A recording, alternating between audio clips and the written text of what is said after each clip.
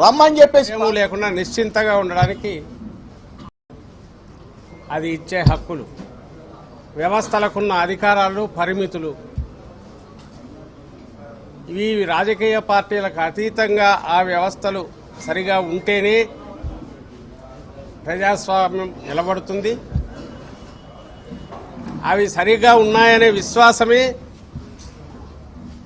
సామాన్య ప్రజలను ఎలాంటి భయము లేకుండా నిశ్చింతగా ఉండడానికి దోహదపడుతుంది, ఉపయోగపడుతుంది. అది ఒక్కసారిగా ఇట్లా తీసేసినట్టు అయింది. ఎందుకు చెప్తున్నామంటే 3-4 రోజులుగా మొదలుపెట్టి మొన్న సాయంత్రం గుంటూరులో 5:30 గంటలు 6 గంటల పాటు పోలీసుల భద్రత మధ్య మౌన ప్రేక్షకులు కూడా కాదు, వాళ్లకు ప్రొటెక్షన్ ఇస్తుండగా 1000 నుంచి 1500 మంది బ్యాచ్లు, వాళ్ళెవరు కార్యకర్తలు కాదు, గూండాలు, పచ్చి గూండాలు, తెలుగుదేశం పార్టీ గూండాలు కావచ్చు, లేదా తెలుగుదేశం పార్టీ అధినాయకుడు, లేదా ఆయన పుత్రరత్నం, లేదా ఆ పార్టీ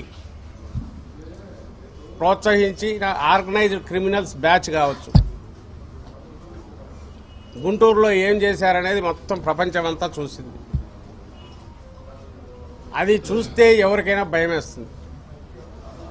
ఎక్కడైనా ఒక గుంపు చేరితే చెదరు చేసే పోలీసులు అక్కడ ఆ గుంపు చేరడమే కాకుండా రాళ్లతో పెట్టి తీరిగ్గా కొట్టుకుంటూ, గుణపాలు తెచ్చి పొడుస్తూ, పెట్రోల్ బాంబులు తెచ్చి వేస్తూ ఉంటే వాళ్ళకు రక్షణగా నిలబడి, అంబటి రాంబాబు ఇంటి దగ్గర గురించి చెప్తున్నా,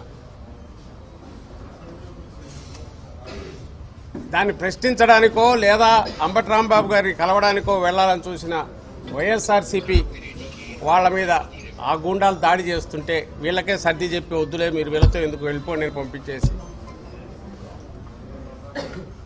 ఉన్నత పోలీసు అధికారులను కాంటాక్ట్ చేసి, అయ్యా ఏం జరుగుతుంది కొంచెం చూడండి, పొరపాటున ఏదైనా జరిగితే ప్రాణాలకే హాని ఉంది, మా నాయకుడి ప్రాణాలకు హాని. అక్కడ మైనారిటీ మహిళ, మా గుంటూరు ఈస్ట్ ఇన్ఛార్జి ఫాతిమా గారు కూడా ఉన్నారు. ఇలాగే వాళ్ళే కాకుండా మా పార్టీ నాయకులు ఉన్నారు. వీళ్ళందరినీ జాగ్రత్తగా చూసుకోవాల్సిన ఇది ఉంది కాబట్టి మీరు కొంచెం చొరవ తీసుకొని నేను చెప్దామని మా నాయకులు ప్రయత్నం చేస్తే ఉన్నతాధికారులు ఒక్కరు దొరకకుండా ఫోన్ కాంటాక్ట్లో కూడా వ్యక్తిగతంగా కలుద్దామని పోతే ఎస్పీ వెళ్లిన వాళ్ళలో మాజీ హోంమంత్రి, మహిళా నాయకురాలు సుచరిత గారు కూడా ఉన్నారు. మా ప్రభుత్వ హయాంలో హోంమంత్రిగా పనిచేసిన సుచరిత గారు కూడా ఉన్నారు. 40 నిమిషాల పాటు దర్శనం ఇవ్వకపోగా ఆఖరణ పోయి అడిషనల్ ఎస్పీని కలవమని వాళ్ళు చెప్పి రోడ్డు మీద నిలబెట్టి, లోపలికి ఏదో వచ్చి వెయిటింగ్ ఇది కూడా కాదు, గేట్ లోపలికి రానికుండా నిలబెట్టి 40 నిమిషాల తర్వాత అడిషనల్ ఎస్పీకి పంపని చెప్పి 10:30కు అంబటి రాంబాబు అక్కడి వాళ్ళకే ఓపిక నశించింది. ఎంతసేపు మనం భజన చేస్తా, ఈ రాళ్లతో కొడతా కూర్చుంటాము, లేకుంటే వీళ్ళను ఇదిగిస్తా కూర్చుంటాము అనుకున్నారు. ఎందుకో తెలియదు కానీ ఇంకా చాలు అనుకున్నట్టున్నారు. అప్పుడు వాళ్ళు వెళ్ళిపోయాక అప్పుడు పోలీస్ అధికారులకు మళ్ళీ వాళ్ళ ఫోన్లకు ప్రాణం వస్తుంది, వాళ్ళు రెస్పాండ్ అవుతారు. రాంబాబును ఎవరైతే విక్టిమో ఆయన అరెస్ట్ చేసి తీసుకెళ్తారు. సరే, ఆయనకు రిమాండ్ కూడా వేసేశారు. అది జరిగి నిన్న మేమందరం అక్కడికి వెళ్ళి మధ్యాహ్నం వెళ్ళి ఏం జరిగిందని చూసి, ఏమి ఇంత ఘోరం జరిగింది, అందరూ రెసిడెన్షియల్, అది ఎవరికైనా జరగచ్చు రేపు, బహుశా వీధి అంతా అందులో టీడీపీ వాళ్ళు కూడా ఉండొచ్చు, ఆ ఇళ్ల పక్కన వాళ్ళు ఇంకొకరు వైఎస్ఆర్సీపీ వాళ్ళు ఉండొచ్చు, టీడీపీ వాళ్ళు ఉండొచ్చు, లేదా ఏమీ రాజకీయాలకు సంబంధం లేని వాళ్ళు ఉండొచ్చు, ఎవరు అభిమానులు కాని వాళ్ళు ఉండొచ్చు.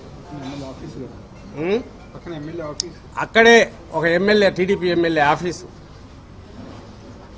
అక్కడ అంతా పెట్టుకున్న దగ్గర ఒక సెక్యూర్డ్ ప్లేస్గా ఉండాల్సిన దగ్గర 5:30 గంట పాటు పోలీసుల సమక్షంలో, పోలీసుల ఆధ్వర్యంలో అధికార పార్టీ గుండాలు రెచ్చిపోయి అటాక్ చేసి ఇది జరగడం అనేది బహుశా చరిత్రలో ఎక్కడా విని ఉన్నాం.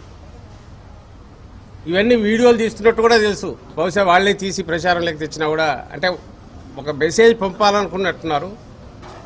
మేము అనుకుంటే ఏదైనా చేయగలమని, దానికి తగినట్టు బిహేవ్ చేసినట్టున్నారు. అది జరిగింది. నిన్న మేము మధ్యాహ్నం వెళ్ళి వచ్చేసాక సాయంత్రం ఇక్కడ మనం ఇక్కడ కూర్చున్న దగ్గర 5-5:30 ప్రాంతంలో మేము వచ్చి ఎట్లా దీన్ని లీగల్గా ఇచ్చేయాలి, వీళ్ళ దీన్ని పోలీసులను అడిగితే కేసు బుక్ చేయట్లే, ఉల్టా మన మీదే కేసులు పెడుతున్నారు. పైగా మేము పరామర్శించడానికి వెళ్తే మాకు ఆటంకాలు పెట్టారు. ఎవరిని మా నాయకుడి ఇంటికి మేము వెళ్తుంటే దానికి అడ్డంకులు క్రియేట్ చేశారు.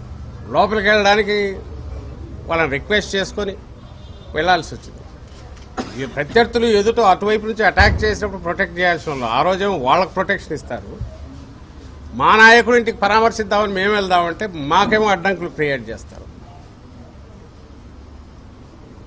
ఇది మర్చిపోకముందే నిన్న సాయంత్రం జోగి రమేష్ గారి వీళ్ళు ఇక్కడ, ఇది కూడా మీ అందరికీ తెలుసు, ఇంట్లో అందరూ ఉన్నారు, మహిళలు ఉన్నారు. ఆయన కోర్టు పని మీద వెళ్ళారు, మిగిలిన వాళ్ళందరూ ఉన్నారు.